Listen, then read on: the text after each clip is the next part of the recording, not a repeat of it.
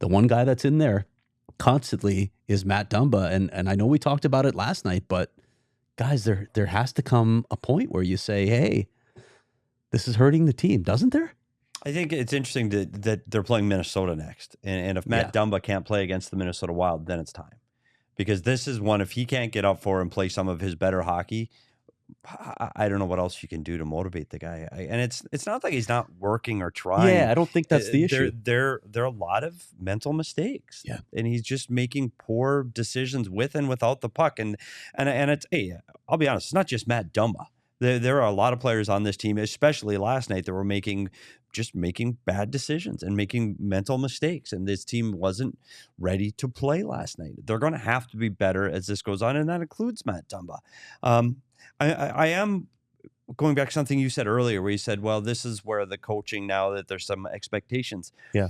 This team has been in a playoff spot, and you go, okay, now they're falling out of it. And you go, okay, coaches, what are you going to do to fix it? And I don't know if you look at their roster and you still go, okay, it's one of the lowest salaries in the entire league, lower than all the teams that are in the playoffs right now. And you go, okay, maybe they exceeded expectations early in the season with a roster that wasn't really built to be a playoff team, according to general manager Bill Armstrong, even that it wasn't built to play a team. And maybe this is what they are. And it's not that the coaches or anybody's let down. This is what they are. And they just outperformed early in the season.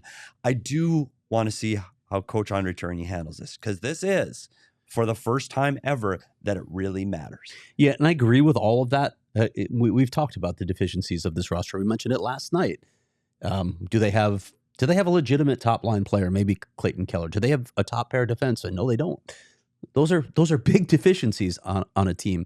But what you don't want to see, Petey, and what you were hammering last night is just bad decisions, just carelessness. That part of the game has to come out. This is a team that cannot play that way ever. And there's really no excuse. You can't say that a talent deficiency leads to that. That's just not being prepared to play. That's not making the right reads. And that part of it, to me, is the inexcusable part. That part has to come out of the game. There have to be repercussions for guys who do that. So how do you handle that? That's part of what I was getting at with lineup changes. And I don't know, maybe something will come down the road here, but it feels like we may be near or already at that point where some hard decisions need to be made to at least get these guys focused again, because that was a horrific homestand. But don't you see, it's interesting when we talk about a coach making a decision like that. There's one guy in the league right now that I can think that does that. It's John Tortorella.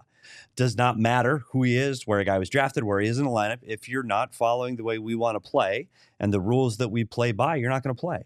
And the one thing people, John Tortorella is a dick, and he's, you know what? No, John Tortorella is an unbelievably honest human being, and he's an honest coach.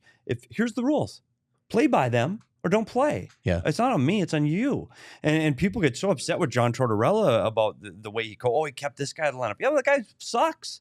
Yeah, and I'm interested to see even. You go back here, and Bobby Francis was a coach that coached some of the biggest egos that have ever played in this organization. That's Tkachuk, Roenick, Tocchet, those eras. Bobby Francis, as a bench coach, was phenomenal. Keith Tkachuk was I still think he's a Hall of Fame player in this league. If he was playing poorly, making a mistake, and dragging his team down, he sat on the bench. Now, he didn't sit out game after game, but he sat out on the bench. He'd sat out extended periods, missed shifts, because Bobby Francis said, no, everybody follows the rules. Keith Tkachuk follows the rules, and Murray Barron on the back end follows the rules. Everybody does. And have the guts to do that, and actually not just say it and talk in the media about doing it, but to do it is hard. And you're going to face repercussions from the team, the agent, the media. And you're right. At some point, you have to discipline. You can call it discipline, or you talk. It's Keller. It's Dumba. It has to be those players held to the same standard of accountability. Yes, they get a longer leash because you know what? You need those players in the game. But you can only take so much. And I go back. I know you've been talking about Dumba. I'm going to talk about Keller again. 20 seconds into a game last night that they need to win, he can't make that mistake. Yep. He just can't.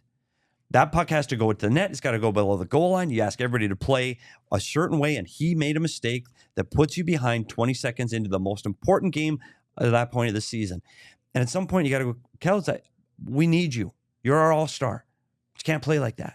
Matt Dumba, you're expected to be a guy that leads from the back end here. You're not doing that. At some point, We have to hold you accountable. Otherwise, I look stupid as a coach. And I think that it's not there yet, but it's pretty darn close. And if they don't shore up some of these things over the next 3 games on the road, some of those changes are going to have to be made. That's my thought.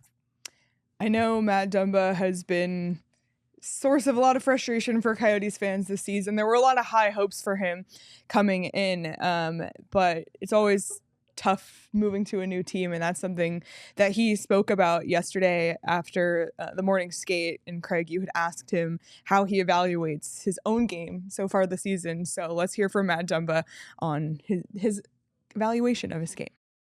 It was hard coming to a new team at the start. Switched everything.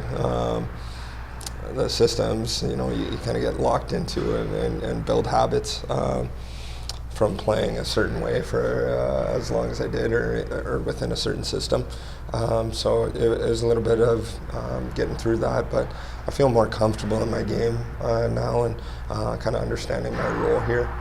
And that's kind of everything that had to shake out at the start of the year too. And now, being with Dermy or Mo, whoever it is, at night, and understanding that, you're going to have to do a job against the top line, and play some good minutes, and just be very efficient, and try to play a really good defensive game every night.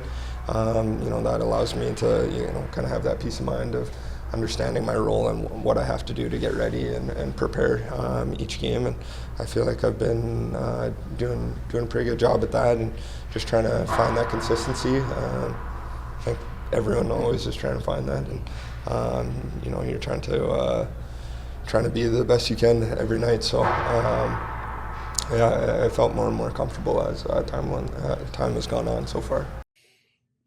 I don't want people to think that we're bashing Matt Dumba. First of all, he's an unbelievable guy, and we got that sense immediately when the Coyotes signed him. Had an incredible interview with him off the bat. But I don't feel like anybody is being honest about what's happening here. I don't. Matt Dumba saying, I think I'm doing a pretty good job. I don't agree. And I wonder if maybe just a couple games off to reset, to remember how it is we need you to play, Matt, might be good for him in the end. I understand what they're trying to do in the big picture with Matt Dumba, but I don't know. As a coach, Petey, do you think that sort of short reset could maybe refocus him for a critical stretch of this season? It's hard to say that as an overall blanket statement. I really think it's player by player on what's going to get that player to react and what's going to motivate that player. You can lose a guy by sitting him out, and especially a guy of his stature. Now, can you do different things? Can you limit his ice time? Can you put him on a third pair for the entire game and not give him any ozone draws, not give him the PP time? Yeah, I think that might be a step you could do. Is there a point when you have 8 defensemen on your active roster that you can sit out some of your defensemen? I think the answer is yes. And I think that to Matt Dumba, a guy that's a veteran guy that understands the league, and you have to, the one thing that a coach has to do, and I've seen it both ways, I think you have to communicate. If you're honest with a player and you can look him in the eye and tell him what and why and what you're doing, and you have to believe in it as a coaching staff, then it's effective. But I've seen firsthand where coaches have a difficult time looking a player in the eye and being completely truthful. And they'll pull, well, I know you're a little hurt and banged up. Why don't you sit out tonight? Instead of saying, you know what, you suck right now, you're out of the lineup. Yeah. And I've seen it. And it's hard to do, but players want you to be honest. And I think with Matt Dumba right now, too. It's the job. I think he could sit. But here's something, Craig, to think about. A veteran player that this team had for a while, Phil Kessel. Yeah. Not playing well. And there were stretches where he didn't play well. Can you sit him out of the lineup? And the answer would always be no, because of his Ironman streak. So is that fair? And I know it has nothing to do with the Dumba discussion, but Dumba's a veteran guy and expects to be in the lineup every night. And Phil Kessel was a veteran guy, expects to be in the lineup every night. Does that weigh in this? Yeah. If this is a second or third year plan, there's no doubt in my mind he's sitting out a game right now. Without question, with this kind of performance, if it's a second or third year guy, he's out. If that's Michael Kesselring, he's out. Yeah. He might. If that's Michael Kesselring, he might be in Tucson. So what does that say about accountability then? If you're trying to have the same rules for everybody. And that's hard. And that's the hard part. And here's what we were talking about accountability the other day. accountability has to start from a coaching staff. I think that's where that accountability layer is created. But to really want to have that accountability, and you want to have the accountability of a team that's going to win and win championships, it has to be from the guy sitting across from you in the room. And it has to be a guy. I'm afraid the league has gone so soft now, and everybody loves everybody, that you can't tell a teammate that, hey, play better. That's not effing good enough. And stand up in the locker room and call a guy out. And I think that some of that needs to happen for this team, and I don't know who does it. I don't think they have the guys in the room right now that can stand up and yell. And I don't want to say yell or belittle a player, but if there's someone sitting next to me who's not doing their job, they need to know they're not doing their job. Yeah. And that honestly, Craig, that goes for the three of us here. If I think Leah's not carrying the show, well, we have to be honest enough with Leah after to tell her. And I think it's hard, but you have to do that. And I don't think the Coyotes, and I don't know if it's because they haven't named a captain. I don't know if they don't have that. They talk about this group leadership. Well, I haven't seen it. They needed to have a closed door meeting.